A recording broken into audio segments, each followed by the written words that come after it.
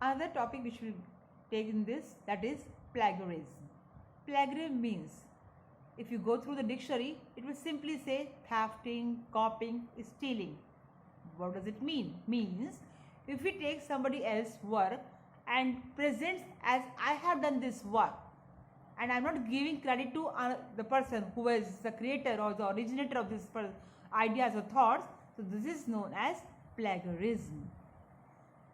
Now, what are the types of plagiarism that we find day to day life? So first of all, if you go through the first point in this category, that is direct plagiarism.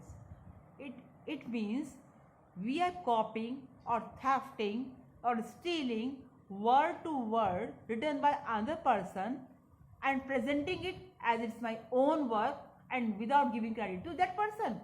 So this is known as direct plagiarism. Next to this, self-plagiarism. Self-plagiarism means, suppose we have written some matter or we have written some book already, I am having this matter and I am just making some modification in this existing one and presenting before others. So this is known as self-plagiarism, like presenting old wine in new bottle. Now next is mosaic plagiarism. Mosaic plagiarism means, if suppose students are writing quotations, as you put in the quotation marks, but if you forget to put quotations in quotation marks, then it is again a type of mosaic plagiarism, because you are not telling the source of the definition of the quotation and not giving credit to that person. So that is why it comes under the category of mosaic plagiarism. Next is accidental plagiarism. It means unintentionally we forget to give credit to other person. Yes, suppose we have used internet or somebody's book I have used, but not knowingly, unknowingly I forgot to give credit to that person. So this is known as accidental plagiarism. After taking all these types of plagiarism, now we should know what comes under plagiarism. First of all, as I told you, I am using somebody's work and not giving credit to that person. It is a plagiarism. Giving credit to wrong person also. Suppose I am using one person's work and giving credit to somebody else. So this is again a plagiarism. And next point is, if I am working in a group or indulge in an activity, and this is all teamwork I have presented, but I am not giving credit to my team, the persons which are involved with me, and taking the whole credit as if I am all in all. So this is again a type of plagiarism. So these all comes under plagiarism. Now we must save this. How to save this plagiarism? How to save in this category? First is, always give credit to others' work when one is using other side. Whenever we are taking somebody's work, we are taking using some quotation, definition, somebody matter we are taking, we should give credit to that person. Yes, I have taken some ideas from this book. I use, say, Sumita Arora's book, somebody else's book, then okay, it's fine. And next is, use your own words. When you are using something, then always bring originality in your work. Think before you write. And next, always write the reference name when you are using contents of other. Whenever you are using somebody else's work, always quote that person, write down about that person. Like we have, like suppose we prepare the projects, and in this we have a page, bibliography, and in this bibliography we say or we type the source of the project. Whatever, say we have taken internet help, we have taken some books help, some authors help, so some teachers help. So this all comes under bibliography. Now plagiarism, as we think, it is a taking nowadays day-to-day life, it is very practice we are having. But is plagiarism an offense? Yes, it is an offense, because the person, if that person comes to know that this fellow has used my work without my permission and not giving credit to me, then that person can go to the court and can file a case against you. So it is a offense. After this plagiarism, the next topic we are having, copyright. Copyright means, What does it mean? First of all, it is the exclusive right given to the creator of a creative work to reproduce the work. Basically, for a short period of time, we give the copyright to the person or the originator of the work. He has the full right to copy and having all the rights what or how much information he wants to share with others. And he has exclusive right to reproduce the work. Others do not have such type of rights.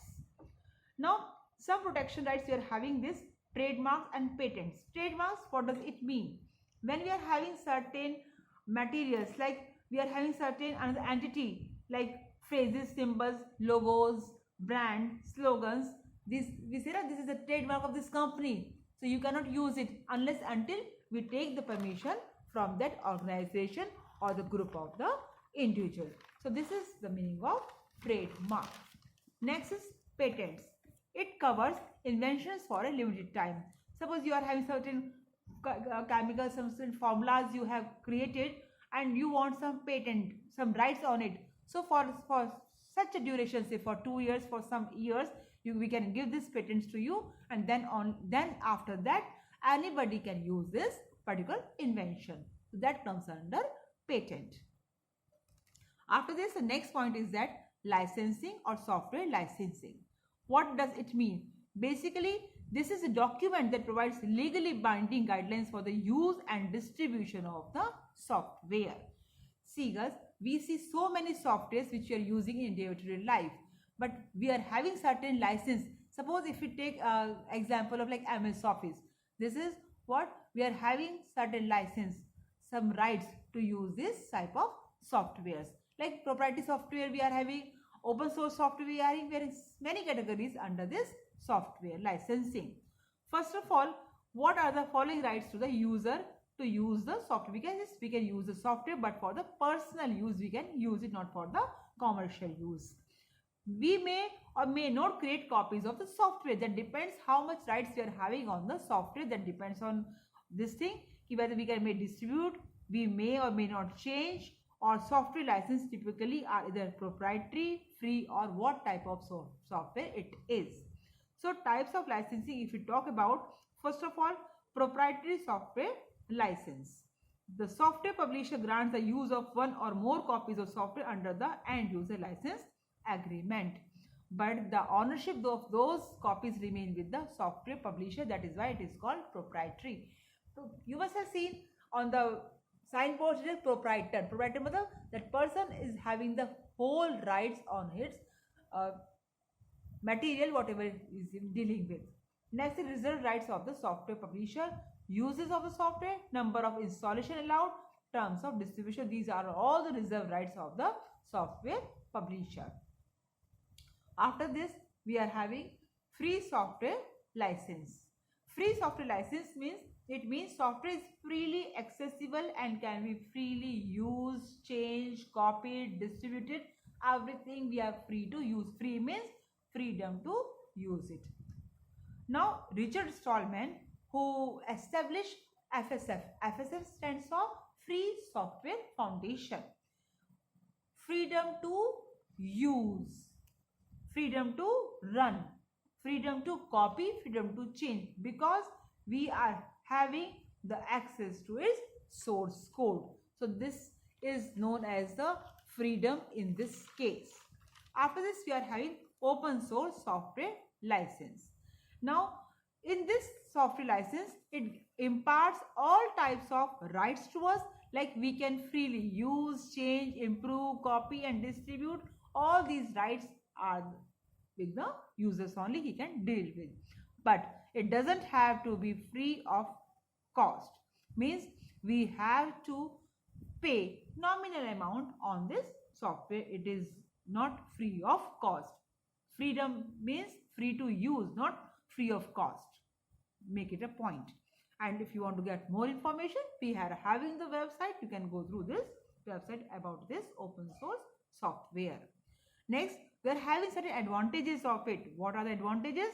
Like you must have seen this Python, Java, NetBeans, these all Open Office, LibreOffice, these are all Linux, Unix or Ubuntu. These are all example of your open source software. What are the advantages of it? One is source code available. How can we change? How can we modify? If source code is available, only then we can make the changes. That is why its source code is available. Next is modification and distribution allowed. Yes, if we want to make, because these are the open source, so the person uses according to his or her requirement. So we can make the changes if we feel some changes, and we can further redistribute it to the users. Next is integrity of all the source code must be maintained. Yes, whatever is the originality of the source code, that is always maintained, and we can make the changes in it since its source code is available. No discrimination. Obviously, when we talk about the software, there is no discrimination on the basis of caste, creed, group, society, and all these things. But the last point in this category we are having, license must be technology neutral, must not be specific to a platform, and must not be restricted to other softwares. Means these are since belong to open source software category. It is not restricted to any one operating system.